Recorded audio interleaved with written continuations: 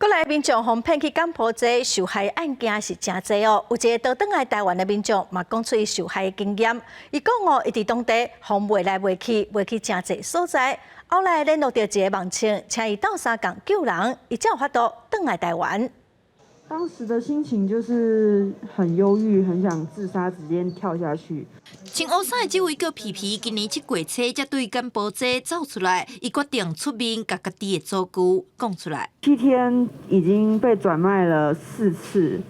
看到有各个的园区，而且进去园区是很大的一个闸门。里面五花八门，什么都有。皮皮讲伊逐边互人转卖，拢受到能力，想要透过社群软体才来防救。但是转到台湾了后，敢若做简单的笔录，甚至无保护机制。有人靠买卖研究机构表示，受害者大多数是6岁少年人，嘛因为疫情走投无路的中年人。只是目前国内对这种案件的处理，普遍拢当作失踪诈骗，欠缺人口买卖警觉。不应该是要由幸存者自己去慢慢一个一个找这些资源，去降低幸存者因为支持系统不足，或者说是被政府遗漏掉而再次遭到剥削的状况。已经通令全国把它列为特殊重大刑案，而且统一由我们刑事警察局来会诊指挥，然后务必先把国内的这些人口贩运集团先把它肃清。外交部代表是表示，自去年中连续接到相关案件，统计今年6月进前有超过6000多个台湾人前往柬埔寨，非常反常。因将伫越南乌志明市的办事处成立专案小组，